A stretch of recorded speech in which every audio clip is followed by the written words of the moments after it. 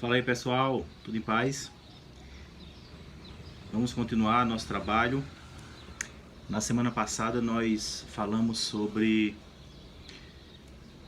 a retórica e de como ela funciona como uma ferramenta de auxílio ao processo persuasivo, ao processo de produção de um assentimento presente nas nossas discussões, particularmente nos três tipos de discurso que o Aristóteles estuda, que são o discurso epidídico, o discurso político e o discurso judiciário.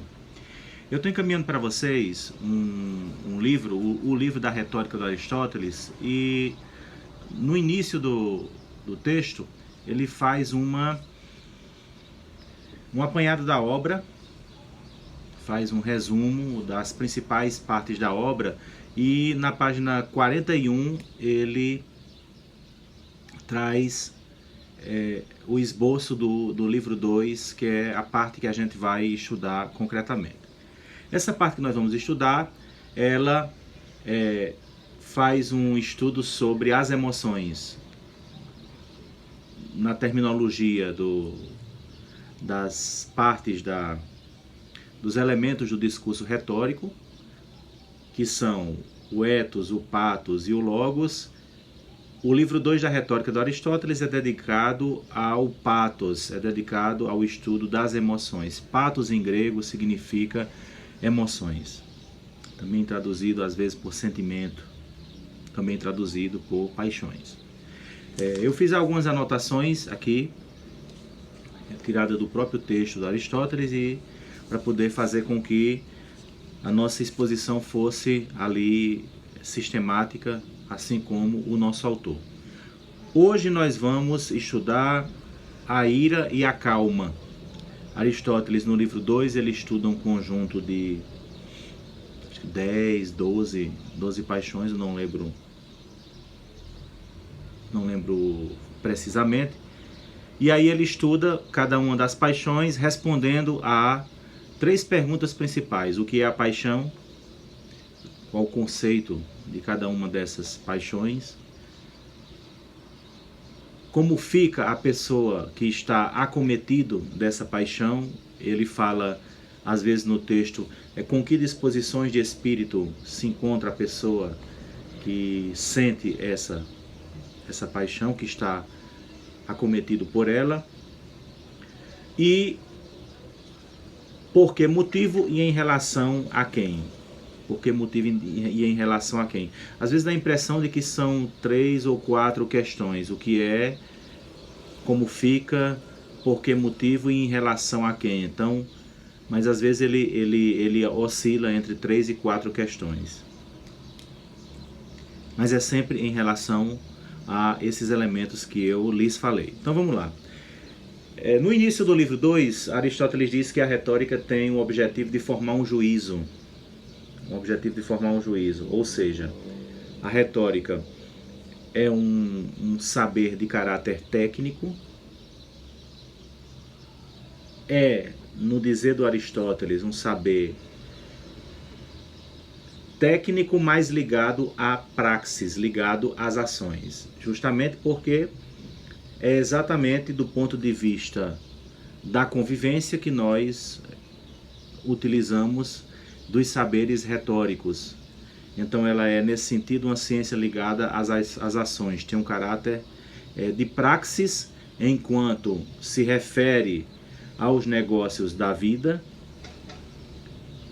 mas ela também tem um caráter técnico no sentido de ser um saber que pode ser instrumentalizado. Então a retórica tem o objetivo de formar um juízo. E aí no início do texto, no início do livro 2, ele diz que não basta ter um texto, não basta que o orador pareça digno de crédito. E aí já remeteu aos 2 elementos fundamentais da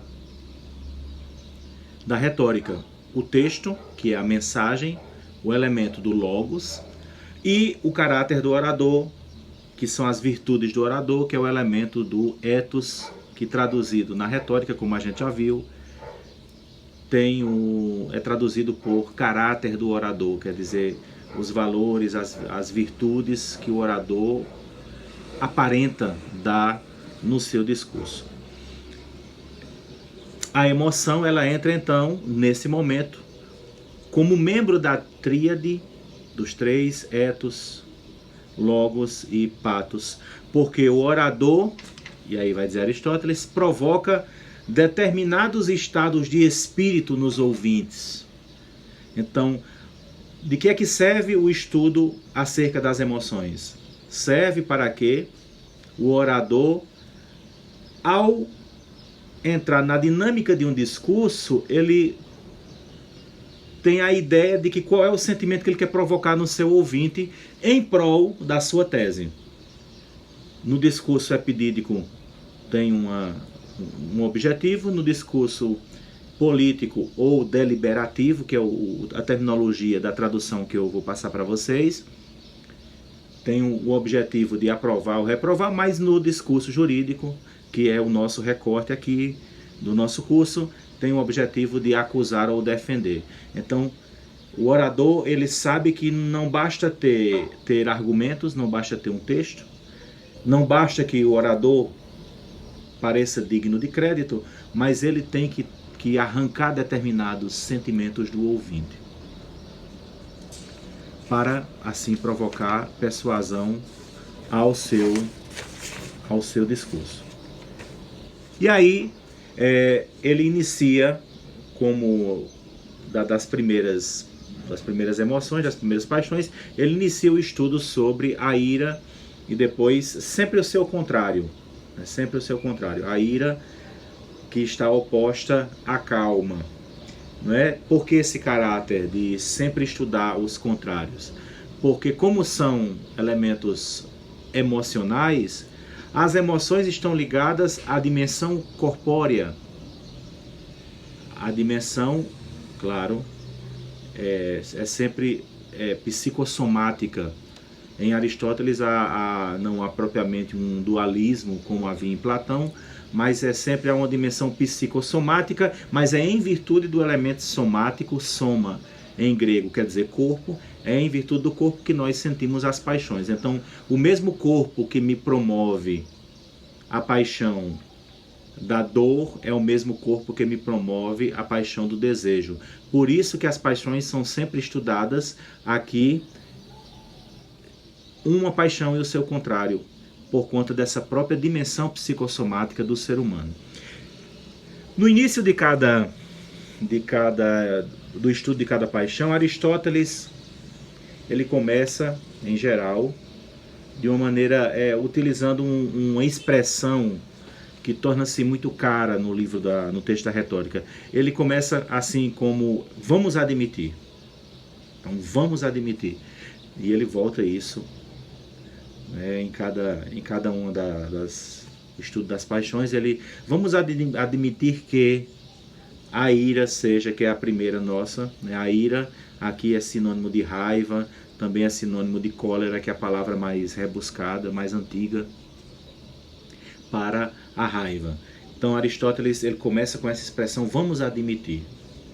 Por que essa expressão vamos admitir ela é tão importante para a retórica?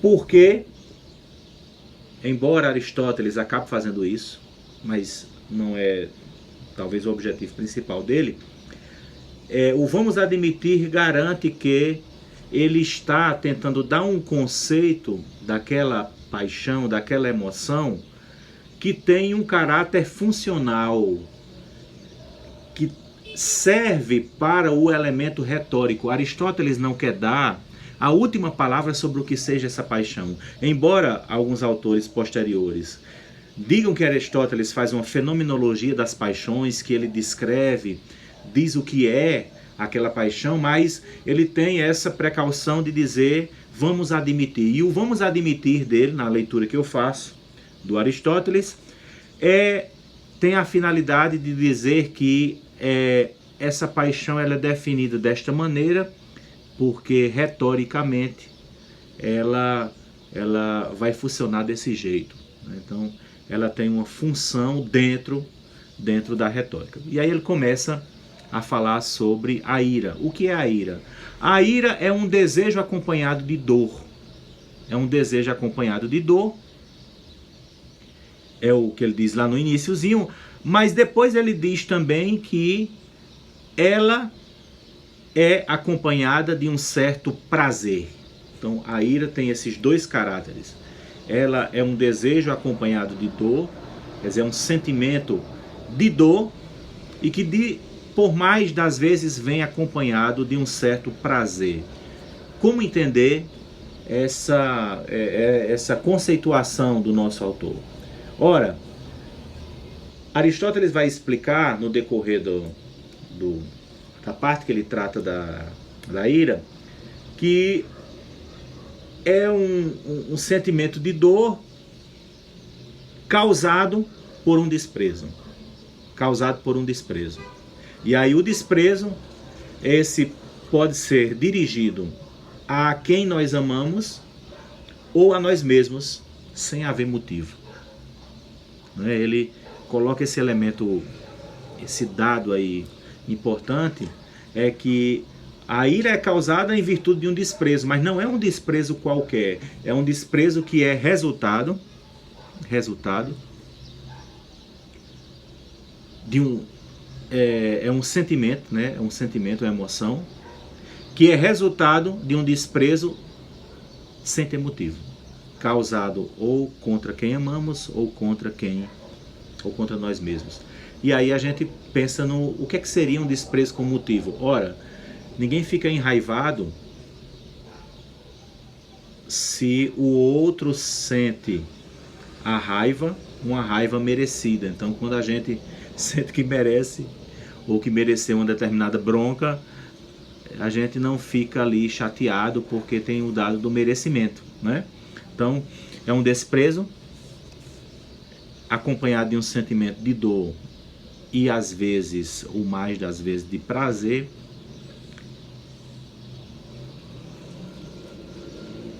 promovido contra quem nós amamos ou contra nós mesmos. Agora, de onde é que vem o dado do prazer? Quer dizer, por que é que a ira vem acompanhada do prazer, de um certo prazer? Vem acompanhado de um prazer em virtude da esperança da vingança. Em virtude da esperança da vingança. Nos termos mais contemporâneos, enquanto a gente acredita na possibilidade da justiça, né? Eu desejo que se faça justiça. Aristóteles identifica essa expressão como a esperança da vingança. De certa maneira, a justiça no sentido lato e talvez mais civilizatório seja a maneira de os civilizados fazerem vingança, que é quando a justiça ela é realizada. Então é a esperança da justiça que dá àquele que sente a ira um certo prazer. A seguir Aristóteles faz um detalhamento dos tipos de desdém,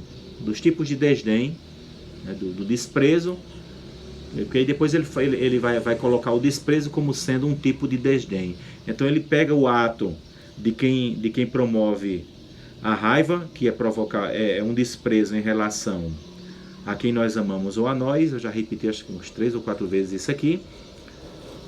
E ele vai fazer uma classificação dos tipos de desdém provocados contra quem vai sentir a raiva. O primeiro deles é o desprezo, o segundo é o vexame, o terceiro é o ultraje. Então, o desprezo é o ato de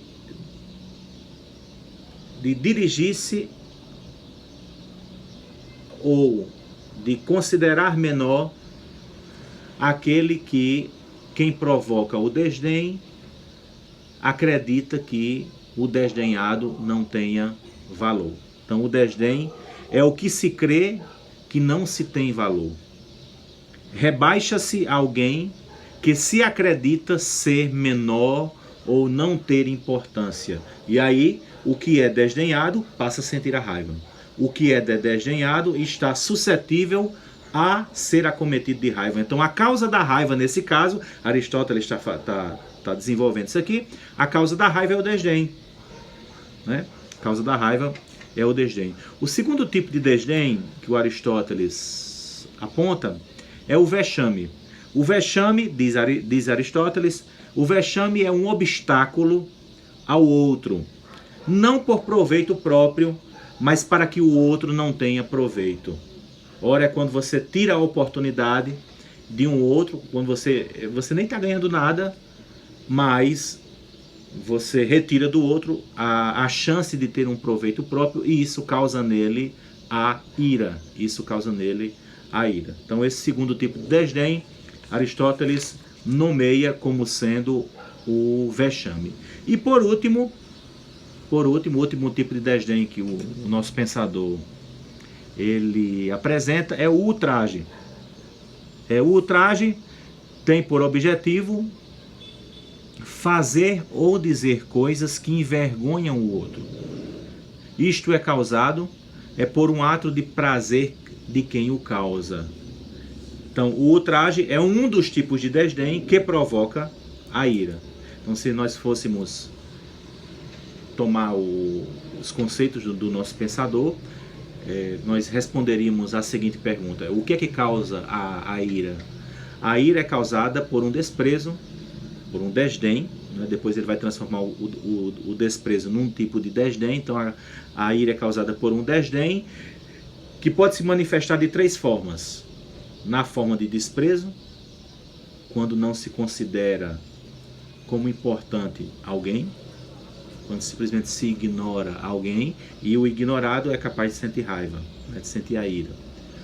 Quando nós provocamos nele um vexame, quando retiramos dele algo que seria do seu proveito próprio, não ganhamos nada, mas retiramos dele, e quando nós causamos vergonha a ele. No exemplo do ultraje, que é o último tipo de desdém, o Aristóteles disse: olha, quem causa muito isso são os jovens e os ricos. Os jovens e os ricos, porque os jovens, muitas vezes, eles agem com desonra em relação, por exemplo, aos mais velhos, e a desonra é um tipo de ultraje. Os ricos porque acham que só existem eles no mundo e que os outros não são importantes. Isso nas palavras do Aristóteles, para que ninguém chame o Aristóteles de marxista, né? Vamos lá. A seguir nós vamos para a calma. Ora, a calma é o contrário. Calma é o contrário da ira. Aristóteles define assim. Lembra aquela expressãozinha que eu falei dele para vocês? Ele começa com: vamos admitir que a calma é um apaziguamento da ira ou uma pacificação da cólera. Então Aristóteles está pensando aqui a calma como um elemento relacionado a outro, como uma paixão relacionada. Ele poderia falar dela apenas por ela, mas ele está falando da calma em relação à ira. Então a calma aqui na retórica é um processo de apaziguamento da ira. Daqui a pouco eu vou dizer para vocês por que é importante essa consideração da calma nestes termos. Ele diz: mantém-se calmos aqueles que não demonstram desprezo.